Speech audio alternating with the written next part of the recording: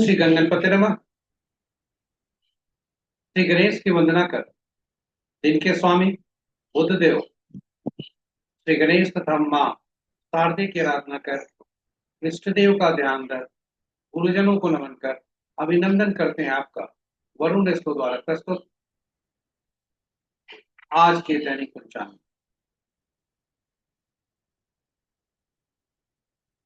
यह नित्य प्रस्तुत हुआ करता है और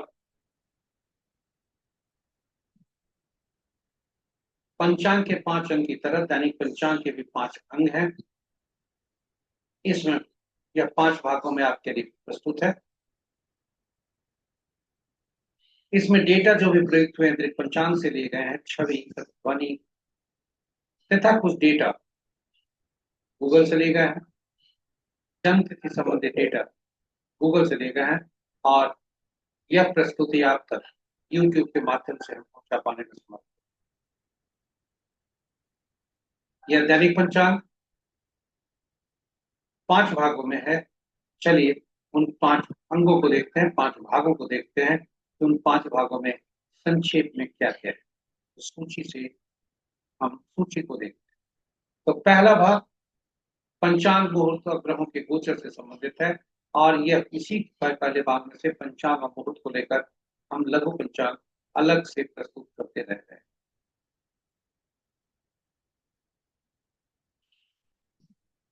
तो चलिए दूसरे भाग में चलते।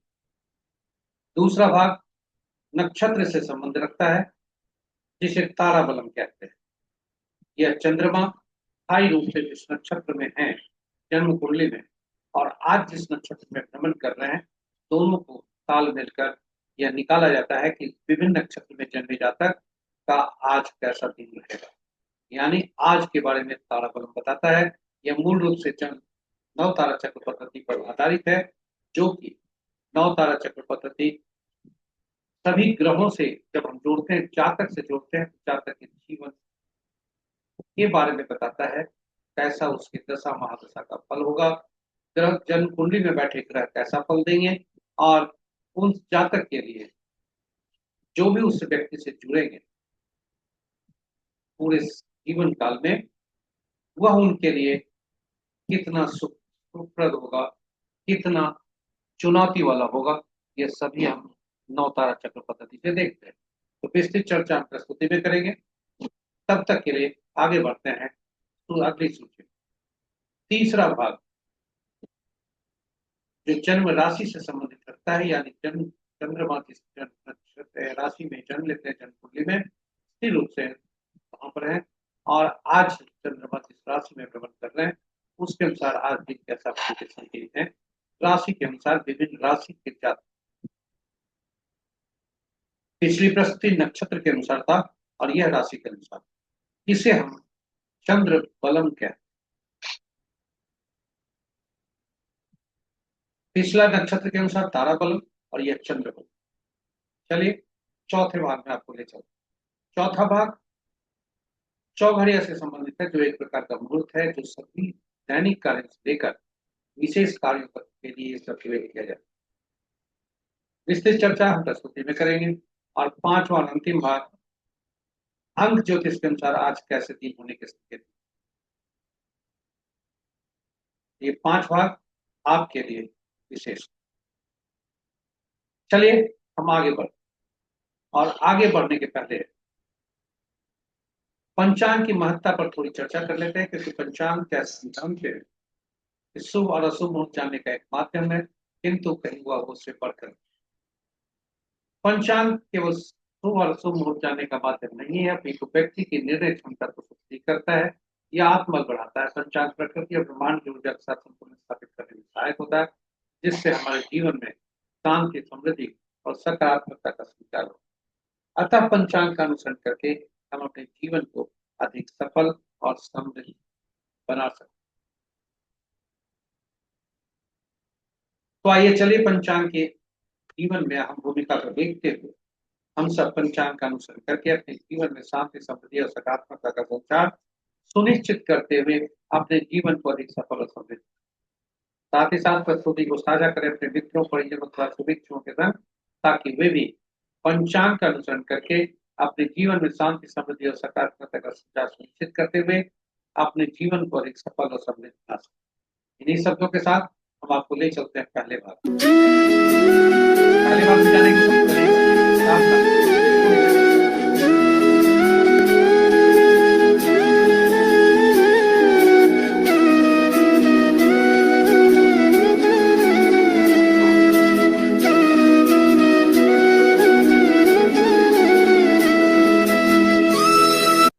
स्वागत है आपका पहले भाग।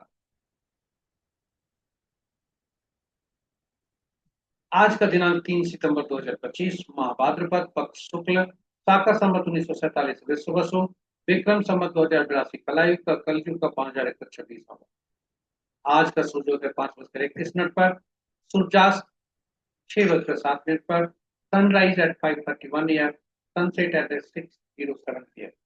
आज का दिशा शुभ उत्तर है। फिर भी इस दिशा में यात्रा करने को बाध्यता हुई तो तिल या धनिया का सेवन कर यात्रा में शुरू डाला।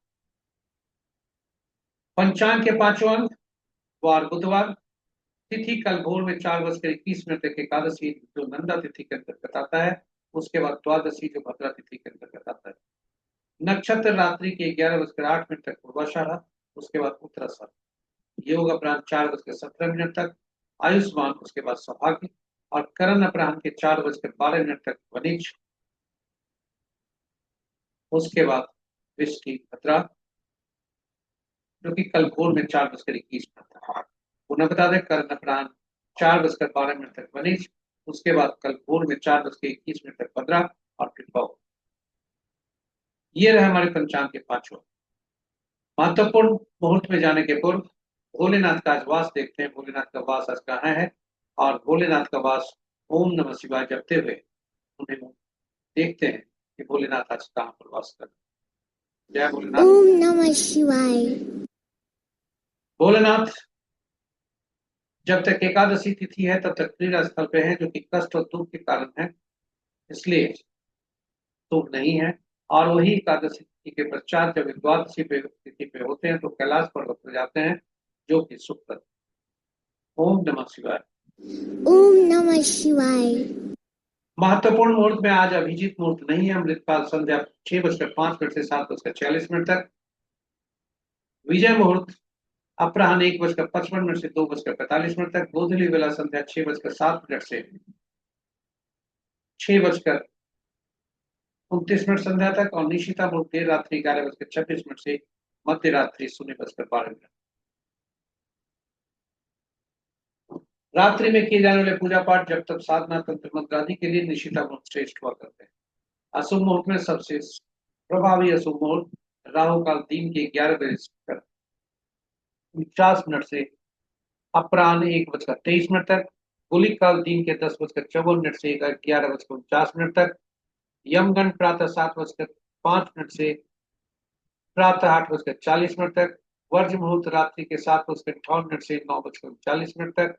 और भद्रा अपराह्न 4:12 से कल भोर में 4:21। ये रहे हमारे महत्वपूर्ण मुहूर्त, शुभ और शुभ। ग्रहों की आकाशीय स्थिति को देखते हैं, जो कि स्थानीय समय पटना के 5 बजे प्रातः का है। अंश के अनुसार सभी ग्रह शक्तिशाली। चंद्रदेव का आज राशि परिवर्तन है। कल भोर में 5:21 पर चंद्रमा गुरु की राशि धनु से निकलकर शनि की राशि मकर में प्रवेश करेंगे। तब तक के लिए जब तक प्रवेश नहीं करते हैं और शेष ग्रहों की यथावत स्थिति है, तो मित्र राशि में 2 ग्रह, शत्रु राशि में 4 ग्रह, सम राशि में 2 ग्रह और अपनी राशि में सूर्यदेव 1 ग्रह। सूर्य की राशि में सबसे ज्यादा ग्रह 3 ग्रह हैं, उसके बाद बुध की राशि में 2 ग्रह हैं, बृहस्पति की राशि में 2 ग्रह हैं, मंगल और शुक्र की राशि में कोई ग्रह नहीं है। शेष ग्रहों की राशियों में एक एक ग्रह। नक्षत्र के अनुसार यदि देखा जाए तो मित्र नक्षत्र में 2 ग्रह, शत्रु नक्षत्र में 2 ग्रह, सम नक्षत्र में 3 ग्रह और स्व नक्षत्र में कोई ग्रह नहीं। और इस प्रकार शुक्र देव के नक्षत्र में 3 ग्रह हैं, बृहस्पति देव के नक्षत्र में 2 ग्रह हैं और शनि देव के नक्षत्र में 2 ग्रह हैं। किसी भी राशि का या किसी भी नक्षत्र का आपस में परिवर्तन नहीं है। सूर्य, मंगल, राहु, बुध ये 4 ग्रह से हैं जो कि स्वतंत्र ग्रह हैं, इनके नक्षत्र में कोई ग्रह नहीं है। इस प्रकार शुक्र देव, बृहस्पति देव और शनि देव के नक्षत्र में एक से ज्यादा ग्रह हैं। सूर्य, मंगल, राहु, बुध के नक्षत्र में कोई ग्रह नहीं है और शेष ग्रहों के नक्षत्र में एक एक ग्रह है। तो ये रहा हमारे पहले भाग की प्रस्तुति। अब आपको हम दूसरे भाग में ले चलते हैं।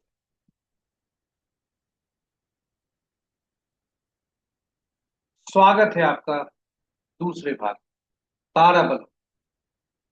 चंद्रमा जिस नक्षत्र में है, भ्रमण कर रहे हैं, और जिस नक्षत्र में जन्म कुंडली में स्थायी रूप से हैं, दोनों मिलाकर कैसा फल देगी। तारा बलन के सामने जो कॉलम बने हुए हैं जिसमें नक्षत्रों के नाम हैं, यह वे नक्षत्र हैं जहां चंद्रमा आज गोचर करेंगे। और तारा बलन के नीचे जो वर्टिकल रोज है उसमें जो नक्षत्र के नाम लिखे हुए हैं, यह चंद्रमा जन्म कुंडली में स्थायी रूप से जब जो विराजमान है उस नक्षत्र का नाम।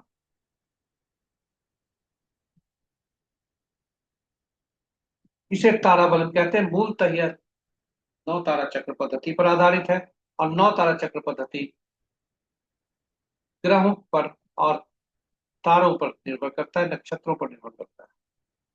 संक्षेप में ये बता दें कि किसी भी ग्रह के अपने बल नहीं होते, अपनी शक्ति नहीं होते। चंद्रमा अपने सभी ग्रह नक्षत्रों के अनुसार ही फल देते हैं, यानी ग्रहों के मन नक्षत्र हुआ करते हैं, नक्षत्र ही ग्रह का फल देते हैं। और कुल 27 नक्षत्र हैं, ग्रह 9 ही हैं। तो उनको वे आखिर कैसे, कौन सा नक्षत्र किस ग्रह का फल देगा, यह निर्धारित करने के लिए या यह समझने के लिए नक्षत्रों को 3 श्रेणियों में रखा गया। पहला से 9वां नक्षत्र, दूसरे श्रेणी में 10वां से 18वां और तीसरे से में 19वां से 27। और ये 30 प्रकार 27 नक्षत्रों को 3 श्रेणी में रखकर ग्रहों को महादशा के क्रम में रखा गया। पहला ग्रह केतु देव, दूसरा शुक्र, तीसरा सूर्य, चंद्रमा चौथा, मंगल 5वां, छठा राहु, बृहस्पति 7वां, शनि 8वां और बुध 9वां। ये ग्रहों की क्रमवार सूची है महादशा के अनुसार।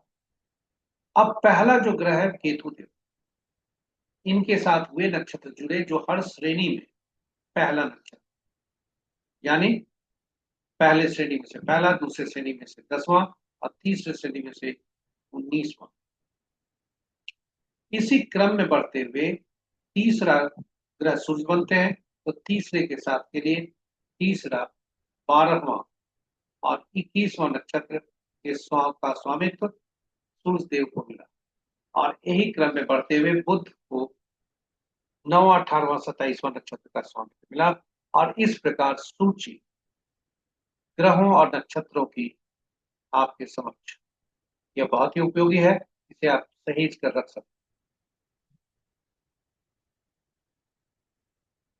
तो ये रहे हमारे ग्रहों का नक्षत्रों से संबंध। अब फलित कैसे करते हैं, यह बहुत महत्वपूर्ण है कि यही 9 तारा चक्र पद्धति का सार है। ये छूट गया तो सब कुछ छूट गया। ये समझ नहीं पाए तो फिर आप समझ नहीं पाएंगे। इसे ध्यान से देखें। जन्म कुंडली में चंद्रमा जिस नक्षत्र में है, उनके उस नक्षत्र को इस आपके समक्ष जो टेबल है उससे पकड़े और उससे उसके स्वामी को देखें कौन ग्रह है।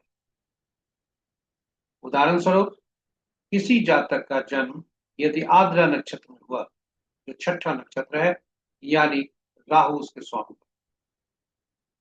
और यदि राहु स्वामी बनते हैं तो ये पहला ग्रह हो और गणना यहीं से आरंभ होती है।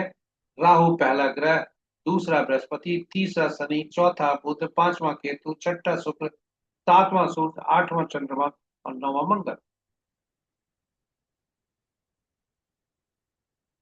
तो जातक के लिए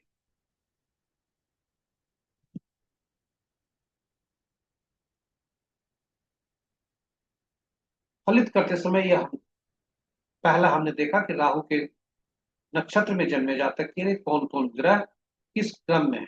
यानी राहु पहला, बृहस्पति दूसरा, शनि तीसरा, बुध चौथा, केतु पांचवा, शुक्र छठा, सूर्य सातवां, चंद्रमा आठवां और नौवां मंगल। अब यहां से आप देखें कि जो पहला ग्रह होता है मिश्रित फल देता है, जो कि शुभ और अशुभ दोनों देता है। शुभ कम हुआ करता है, शुभता ज्यादा होती है इस युग। तो यहां से गणना हमने आरंभ, और यहां से जो पहला ग्रह हुआ मिश्रित फल दिया, और तीसरा पांचवा और सातवां जो ग्रह होते हैं शुभकारी होते हैं। वहीं इसके विपरीत दूसरा चौथा छठा आठवां नौवां ग्रह ये शुभकारी। अब हमें जब ग्रह पता चल गए किसी जातक का जो राहु के नक्षत्र में जन्मा, कि कौन से ग्रह शुभकारी होंगे कौन से शुभकारी, यानी कौन से ग्रह इनके लिए फायदेमंद होंगे कौन से चुनौती भरा होंगे, यह हम जब जान गए तो क्या महादशा के अनुसार कैसा फल होगा ये नहीं जान सकते? बिल्कुल जान सकते हैं। उसी तरह जन्म कुंडली में ग्रह बहुत अच्छी अवस्था में हो सकते हैं, लेकिन तारा अच्छे फल नहीं दे रहे, नवतारा चक्र पद्धति अच्छे फल नहीं दे रहे हैं, तो सुख सुख की स्थिति कहां से आएगी? तीसरा, ग्रहों को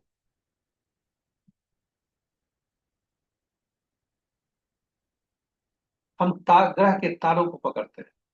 जो हमारे अशुभ तारे हैं, उस तारे में यदि घूमने के दौरान ऐसी कोई घटना घटती है, और वही घटना घट सकती है जब हमारे तारे विपरीत, यानी विभिन्न आयु में या जीवन काल, पूरे जीवन काल में हम विभिन्न व्यक्तियों से मिलते हैं, और वह व्यक्ति यदि हमारे शत्रु ग्रह का नक्षत्र हुआ, उसका जन्म हुआ उसमें, फिर हमसे नहीं बनेगी, उस यह पक्का है। तो इस प्रकार हम पहले ग्रहों को फल इस तरह से निकालते हैं, यानी पहला तीसरा पांचवा सातवां ये विपद के कारक हुए, दूसरा चौथा छठा आठवां नौवां ये शुभकारी हुए। और इस प्रकार हम ग्रहों और उनके नक्षत्रों तथा उनकी स्थिति फलित कैसे होगा, यह हम उसको सूचीबद्ध करते हुए आपके समक्ष में रखें। आशा करते हैं यह उपयोगी हो।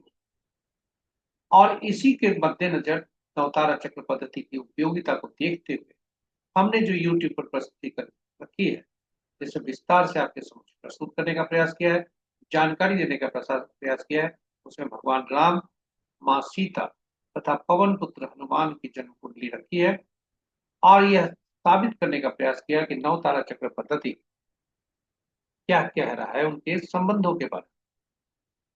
और आश्चर्य की बात यह है कि जो हमारे इतिहास के पन्नों में है, जो हमारे जीवा पर है, सटीक परिणाम वही निकले। तो ये रहे नवतारा चक्र पद्धति की उपयोगिता। आप जरूर से देखें, और उस आपको ज्ञानवर्धक होगा, उसे साझा भी करें अपने मित्रों परिजन तथा शुभेच्छुओं के संग। इन्हीं शब्दों के साथ हम आपको आज ले चलते हैं। अब आज का तारा क्या कहता है?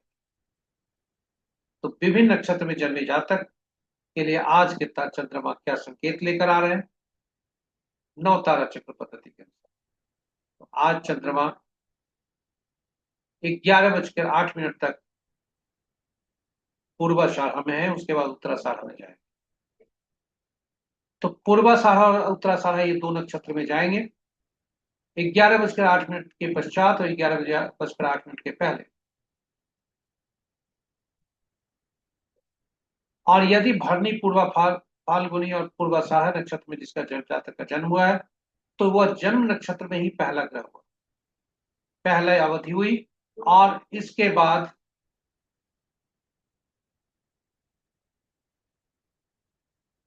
पहला ग्रह यही होते हैं, जन्म होते हैं जो, और वह शुभकारी स्थिति में होते हैं। दूसरा भाग इसका संपत्ति का होता है जो कि शुभकारी होता है। तीसरा, यदि हम देखें तो यदि जातक का जन्म पुनर्वसु विशाखा पूर्वा भाद्रपद में हुआ हो तो पहला भाग प्रत्ययी का है जो कि अशुभ है, और दूसरा भाग उसके लिए साधक का होता है जो कि शुभ है। अब यहाँ पर एक विचार आता है कि यदि आज का हमारा तारा जन्म विपद प्रत्यय और नैधन्य में है तो उपाय क्या करने चाहिए। उपाय के तौर पर आपको बता दें, उपाय को दिमाग में न लाएं, जोखिम न लें। जब भी जन्म विपद और प्रत्यय या नैधन्य में आज का तारा पड़े तो जो शुभ काम करने हैं आपको विशेष कार्य उसे टालें, दैनिक कार्य में सावधानी रहे, सावधान तो रहे, सावधानी बरतें। इन्हीं शब्दों के साथ आपको उपाय जानकारी के लिए केवल हम आपके पास समक्ष रख रहे हैं, क्योंकि यह केवल आपकी जानकारी के लिए है, न कि इसका उपयोग करने के लिए, क्योंकि इसका परिहार या इसका कंफर्मेशन हमारे पास नहीं है, इसलिए जोखिम नहीं लें। फिर भी आपको जानकारी के लिए बता दें कि तारा में यदि आपका जन्म नक्षत्र पड़ता है, तारा जन्म में पड़ता है तो पीला कद्दू पत्ते वाली सब्जी का दान करें, विपत में पड़ता है तो गुड़ का दान करें, प्रत्यय में पड़ता है तो नमक का दान करें, और नैधन्य में पड़ता है तो त्याज उस मुहूर्त को त्यागें, मजबूरी हुई तो तिल सहित स्वर्ण का दान करें। इस तरह से हमारे चंद्रमा के नक्षत्र के अनुसार यह प्रस्तुति यहाँ पर समाप्त होती है। आशा करते हैं नव तारा चक्र पद्धति और तारा बलम आपके समक्ष पूरी तरह साफ तस्वीर आपकी आ गई होगी और ये आपके लिए ज्ञानवर्धक रहा होगा। अब हम आपको ले चलते हैं राशि के अनुसार कैसा दिन रहेगा। कल भोर में 5:21 पर चंद्रमा राशि परिवर्तन कर रहे हैं, जब ये धनु गुरु की राशि से शनि की राशि में जाएंगे। चंद्र बलम इसे कहते हैं, यह चंद्रमा जिस नक्षत्र में राशि में जो जन्म कुंडली में बैठा होता है स्थिर रूप से, और आज जो राशि में भ्रमण कर रहे हैं उसके अनुसार कैसा फल है। तो चंद्रमा 5:21 तक धनु राशि में, 5:21 के पश्चात मकर राशि में, तो दोनों के में कैसा फलित होगा। तो जब तक चंद्रमा मकर धनु राशि में है तब तक के लिए मिथुन, कर्क, कन्या, तुला, वृश्चिक, तुला, धनु तथा कुंभ और मीन राशि के जातक के लिए 3 शुभता के संकेत आ रहे हैं। वही उस आगे राशि वालों के लिए शुभ नहीं है। वही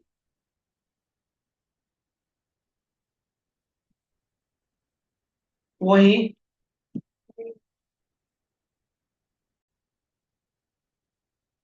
वही चंद्रमा जब मकर राशि में आते हैं तो मेष राशि के जातक के लिए कर्क, सिंह, वृश्चिक,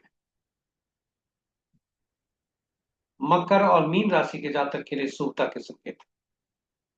यानी चंद्रमा मकर राशि में जैसे ही आए तो मेष, कर्क, सिंह, वृश्चिक, मकर तब मीन राशि के जातक के लिए शुभता के संकेत है, उत्तमता के संकेत हैं। शेष राशि के जातकों के लिए थोड़ा सावधान रहने की जरूरत है, इष्ट देव का ध्यान धरें, दैनिक कार्यों में सावधान रहें, अशुभता के संकेत है। ये रहे हमारे राशि के अनुसार फलित। अब हम देखते हैं चौथे भाग में आपका स्वागत है। चौथा भाग चौघड़िया से संबंधित रखता है। चौघड़िया यह शुभ और अशुभ समय दर्शाता है, किसी भी शुभ काम को करने के लिए इसका उपयोग किया जाता है, चाहे वह शुभ काम पूजा से संबंधित हो, अन्य शुभ कार्य हो या कोई कार्य पहले बार किए जा रहे, तब चौघड़िया को मुहूर्त को देखा जाता है। यदि कोई व्यक्ति उचित मुहूर्त को नहीं देखना चाहता हो या नहीं देख पाया हो तो कम से कम शुभ काम कार्य में शुभता लाने के लिए चौघड़िया जरूर देखना। चौघड़िया की उपयोगिता को देखते हुए हमने YouTube पर हिंदी में और अंग्रेजी में अलग अलग चौघड़िया पर प्रस्तुत किया है। हिंदी में चौघड़िया की उपयोगिता, अंग्रेजी में यूटिलिटी ऑफ चौघड़िया।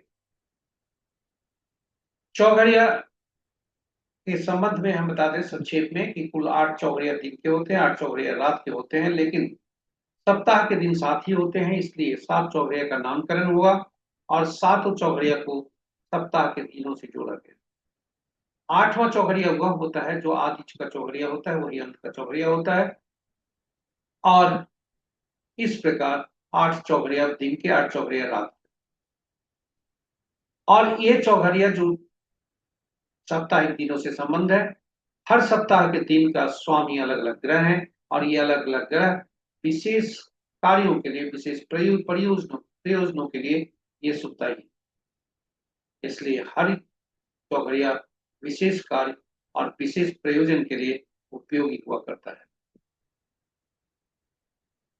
तो चलिए, चौघड़िया पर हम चर्चा संक्षेप में हम आपके सामने समक्ष रखा और यह सूची आपके समक्ष उपलब्ध है। कौन सा चौघड़िया किस साप्ताहिक दिन से संबंध रखता है, ग्रह से संबंध उसका क्या है, फलित क्या होता है, उपयोगिता क्या है।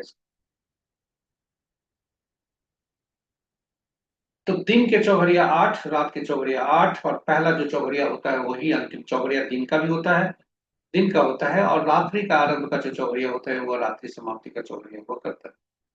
दिन का चौघड़िया वार वेला, काल वेला और राहु काल से ग्रसित हो सकता है, और रात्रि का चौघड़िया काल रात्रि से। और ऐसी अशुभता के से अधिव्याप्त जब भी जो कोई चौघड़िया हो, उस चौघड़िया का त्याग करना चाहिए, उसका उपयोग नहीं करना चाहिए, क्योंकि शुभ कार्य तो उसमें शुभता की गारंटी तो नहीं है, अशुभता की गारंटी ज्यादा हो जाती है, इसलिए उसे त्याग करना चाहिए और शेष चौघड़िया का उपयोग करना चाहिए। तो चलिए, आज बुधवार का दिन है, चौघड़िया का देखते हैं आज का चौघड़िया क्या है, क्या कह रहा है। आज का चौघड़िया लाभ चौघड़िया, जो बुध का चौघड़िया है उससे दिन आरंभ हो रहे हैं और लाभ चौघड़िया से दिन समाप्त भी हो रहे हैं। वही रात्रि का चौघड़िया आज उद्वेग चौघड़िया से आरंभ हो रहा है, उद्वेग चौघड़िया से समाप्त भी हो रहा है। दिन में काल काल चौघड़िया जो 8:40 से 10:14 तक है, वह काल बेला से ग्रसित है, और रोग चौघड़िया जो 11:49 से अपराह्न 1:23 तक है, वह वार वेला और राहु काल से ग्रसित। रात्रि का चौघड़िया लाभ चौघड़िया जो 2:40 रात्रि से 4:05 तक भोर तक है, वह काल रात्रि से ग्रसित है। शेष चौघड़िया शुभ। अमृत चौघड़िया एक ऐसा चौघड़िया हुआ करता है जो किसी भी कार्य के लिए उपयोगी है, जैसा नाम अमृत है वैसा कर्म काम भी है, सर्वोत्तम है। तो इन्हीं शब्दों के साथ हम चौथे भाग की प्रस्तुति यहाँ पे समाप्त करते हैं, और अब हम आ गए हैं आपको अंतिम पड़ाव पर, अंक ज्योतिष के अनुसार कैसा दिन रहने की संभावना। इसके पहले के अंक ज्योतिष के अनुसार हम ये देखें कि आज कैसा अंक क्या बता रहे हैं आज के दिन के बारे में। हम ये जानना थोड़ा जानकारी लें कि अंक हमारे लिए क्या क्या बताते हैं और अंक काम कैसे करते हैं। तो अंक ज्योतिष में एकल अंक पर ही काम होता है, सिंगल डिजिट पे काम होते हैं। 1 से 9 अंक वे हुआ करते हैं। 5वां अंक ऐसा होता है जो मध्यम अंक होता है, मिडिल का अंक होता है, और यह अंक बैलेंसिंग का काम, तुलन का काम भी करता है, आपस में सामंजस्य बिठाने का काम करता है, चाहे वो अंक इसके पहले आए हों या उसके बाद आए हों। इन अंकों के स्वामी अलग अलग ग्रह होते हैं। 1 के सूर्य, 2 के चंद्रमा, 3 के बृहस्पति, चौथा राहु, 5वां बुध, छठा शुक्र, 7वां केतु, 8वां शनि, 9वां मंगल। और इन नव अंकों की दुनिया में अलग अलग नाम से जाना जाता है। एक को राजा या सरकार से, 2 को रानी या पार्टनर या डिप्लोमेट से जोड़ा जाता है, 3 को गुरु से जोड़ा जाता है, 4 को शरारती तत्वों से जोड़ा जाता है, 5वां को राजकुमार से जोड़ा जाता है, छठा को मंत्री या सुख देने वाला व्यक्ति से जोड़ा जाता है, 7 धर्म गुरु या वैसा व्यक्ति जिसे आगे के घटनाओं का पूर्वाभास हो, उससे जोड़ा जाता है। 8 को समाज में नीचे तबके के लोग, हमारे अधीन कार्य करने वाले लोग, वर्कर तथा न्यायालय से जोड़ा जाता है। और 9 को सेनापति से जोड़ा जाता है, डॉक्टर से जोड़ा जाता है, और पुलिस से जोड़ा जाता है। और 1 से 9 अंक जो होते हैं उसमें शून्य अंक का प्रयोग नहीं होता है, क्योंकि शून्य अंक अनिश्चितता को दर्शाता है। जी, हमारे पास जो अंक होते हैं ईश्वर द्वारा प्रदत्त अंक होते हैं। जन्म तिथि जो कि स्टैटिक हुआ करता है, स्थिर होता है। हमने एक तिथि ली है, उस तिथि में आप देखें कि जन्म तिथि हमने एक लिया है 3/9/1958 का। ये किसी व्यक्ति का जन्म तिथि है, किसी फिल्मी हस्ती का जन्म तिथि। बधाई हो उसके आज के जन्मोत्सव पर। लेकिन 3/9/1958 में जन्म तिथि आता है, जो कि सिंगल एक डिजिट का भी हो सकता है, 2 अंकों का भी हो सकता है, और माह भी 1 अंक का या 2 अंकों का हो सकता है, किंतु वर्ष 4 अंकों का होता है। तो एकल अंक पर जब भी हम जन्म तिथि को जोड़ते हैं तो वह मूलांक बनता है, ड्राइवर भी कहते हैं। और जब तिथि माह और वर्ष को जोड़ते हैं तो कंडक्टर कहलाता है, वह भाग्यांक कहलाता है। और कुआ नंबर या एंजल नंबर वो होता है जो हम अंकों को वर्ष को जोड़ते हैं, एकल अंक में परिवर्तित कर 11 में से पुरुष के लिए माइनस घटाते हैं और 4 उसमें महिला के लिए जोड़ते हैं। यह हमें हुआ नंबर या इन एंजल नंबर मिलता है। अन्य अंक भी से निकाले जाते हैं, लेकिन स्टैटिक अंक से जितने अंक निकलते हैं वो स्टैटिक ही होते हैं, डायनेमिक नहीं होते, केवल पर्सनल नंबर को छोड़। क्योंकि पर्सनल नंबर स्टैटिक डेटा से हम उसको डायनेमिक डेटा करते हैं। वर्ष जो भी नंबर है उसमें जन्म तिथि है, उसमें से वर्ष को निकालकर वर्तमान वर्ष को उसमें जोड़ देते हैं और फिर भाग्यांक निकालते हैं, और तब आकलन करते हैं कि पर्सनल ईयर जातक का कैसा होगा। डायनेमिक अंक में पहला अंक जो होता है वह नामांक होता है। आश्चर्यचकित हो गए ना कि नामांक कहां से आया? नाम तो अक्षरों से होता है, अंक उसमें कहां से आ गए? जी हाँ, अक्षरों के अंकीय मूल्य हुआ करते हैं, और वही अक्षरीय मूल्य जो होते हैं, तो नाम से हम अक्षर को, जो अक्षरीय मूल्य हुए उसमें नाम में प्रयुक्त हुए अक्षरों को उनके अंकों से परिवर्तित कर लेते हैं, और फिर अंकों को जोड़ते हैं, जोड़कर एक अंक बनाते हैं, और यह सुनिश्चित करते हैं कि यह एक अंक जो आया वो जन्म जो नाम का वह मूलांक और भाग्यांक का चित्र होना चाहिए। शत्रु तो बिल्कुल नहीं होना चाहिए, नहीं तो परेशानी होती है, जीवन में बाधा आती है। चूंकि नाम एक ऐसा नामांक है जो हमारे द्वारा कृत किया हुआ है। इसके बाद और भी हमारे पास अंक आते हैं, गाड़ी संख्या, मकान संख्या, मोबाइल संख्या आदि आदि, ये सभी ऊर्जा देते हैं, और यह भी मूलांक और भाग्यांक का शत्रु नहीं होना चाहिए। तो सबसे पहला जो नाम होता है, इसके जो मूलांक और भाग्यांक या जो भी बनते हैं, इससे इससे जो अंक बनते हैं नामांक से, उनका मूलांक और भाग्यांक से हम उसको संतुलन करते हैं, तालमेल करते हैं, क्योंकि यह जीवन पूरे जीवन काल में नाम बार बार नहीं बदला जाता। डायनेमिक होते हैं, लेकिन डायनेमिक कम स्टैटिक हुआ करते हैं, ये स्थिर होते हैं, इनका उनको बार बार बदला नहीं जाता, इसलिए इनकी उपयोगिता दूसरी। तो ये रहा नामांक। अब आप जानना चाहेंगे कि अगर हमारा अंक नामांक जो है मूलांक और भाग्यांक का शत्रु नहीं हो, मित्र हो, तो उसकी सूची क्या है? तो बंधु, सूची मित्र और तटस्थ अंकों को सूचते हैं, और तथा शत्रु को जानने के पूर्व केवल शत्रु को जानिए, बाकी तो शेष सूत्र। तो शत्रु के अंक जो हमारे हैं वे हैं 1 के 8, 2 के 4, 6 8 9, 3 के 6, 4 के 8 9 4 2 5 के कोई नहीं, 6 के 3 9, 7 के 7 9 3, इसी क्रम में हम आगे बढ़ते। अब इस जातक का जन्म जिसका मूलांक 3 है, उसका शत्रु अंक 6 होता है, यानी इसका नामांक 6 पर नहीं होना चाहिए। इसके भाग्यांक 8 होते हैं, इनके शत्रु अंक 1 होते हैं, यानी इस जातक का नामांक 1 पर नहीं होना, क्योंकि सरकार से इसकी नहीं बन सकती। तो ये जातक खुद में अपने आप में थोड़ा कंट्रोवर्शियल हो सकता है, क्योंकि 3 एक तो राजा का करीबी और 8 राजा का विरोधी। तो इस तरह से हम यह भी सुनिश्चित करते हैं कि जो नाम का पहला अक्षर हो वह हमारे मूलांक और भाग्यांक का शत्रु नहीं।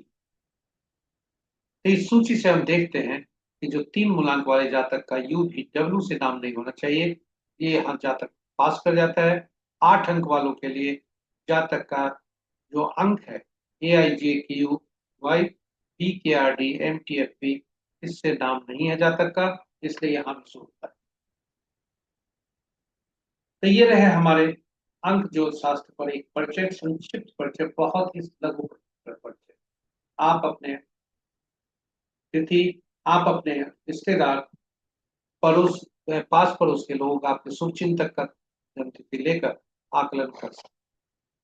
चलिए आज के दिन के बारे में चर्चा करते हैं कि आज के दिन क्या कह रहे हैं, अंक क्या बोलते हैं आज के दिन के बारे में। तो आज का दिन 3/9/2025, आज का मूलांक 3, भाग्यांक 3। और यदि आप इसको देखें तो आज का जो दिन है सभी के लिए उत्तम है। केवल 6/15/24 को जिनका जन्मतिथि हुआ है, जन्मतिथि है किसी भी माह का, उनके लिए 3 अंक शत्रुता का अंक है, क्योंकि हम भाग्यांक से देखते हैं, मूलांक से नहीं देखते। और आपको बता दें कि ये जो मूलांक वो भाग्यांक जो निकलता है, मूलांक जन्मतिथि का योग है, भाग्यांक जन्मतिथि माह वर्ष का योग है। और 3 सितंबर 25 में जो भी जातक जन्म लेगा उसका मूलांक और भाग्यांक एक ही होगा। इस प्रकार हम सभी अंकों का परिणाम निकालते हैं और आज के दिन के देखते हैं कि आज 6/15/24 का जन्म जिस जातक का हुआ है, चूंकि 3 और 6 का संबंध आपस में कटुता का होता है, मित्रता का नहीं होता है, इसलिए ऐसे जातक जिनका मूलांक 6 है वे सावधान रहें। खास करके स्ट्रगल में हो सकते हैं, वाद विवाद हो सकता है परिवार में, कुटुंब में, तथा पत्नी से विवाद हो सकता है, पति पत्नी आपस में विवाद कर सकते हैं, इसलिए सावधान रहें, जो कि परेशानी का कारण बन सकता है। सावधानी चलिए, सावधानी हटी दुर्घटना घटी। इन्हीं शब्दों के साथ हम प्रस्तुति को यहाँ विराम के जगह स्थान पे आ गए और आप हमारे साथ बने रहे, इसके लिए बहुत बहुत धन्यवाद। यदि आप पहली बार हमारी प्रस्तुति को देख रहे हैं तो कृपया चैनल को सब्सक्राइब करें, साथ ही साथ नोटिफिकेशन बटन को दबाएं। सभी पुराने अवसर हुए नए सब्सक्राइबर से अनुरोध है कि इसे साझा करें अपने मित्रों, परिजनों तथा शुभेच्छुओं के संग। दिन बुधवार का ज्ञान बढ़ाने का है, गणेश का त्योहार है, ज्ञान बढ़ाने का है। तो आइए ज्ञान बढ़ाइए, साझा करें मित्रों, परिजनों तथा शुभेच्छुओं के संग प्रस्तुति को, ताकि वे भी अपने जीवन में सूरता और सफलता ला सकें। इन्हीं शब्दों के साथ हम आज विदा लेते हैं। जय श्री गणेश, जय मां शारदे और जय भूदेव।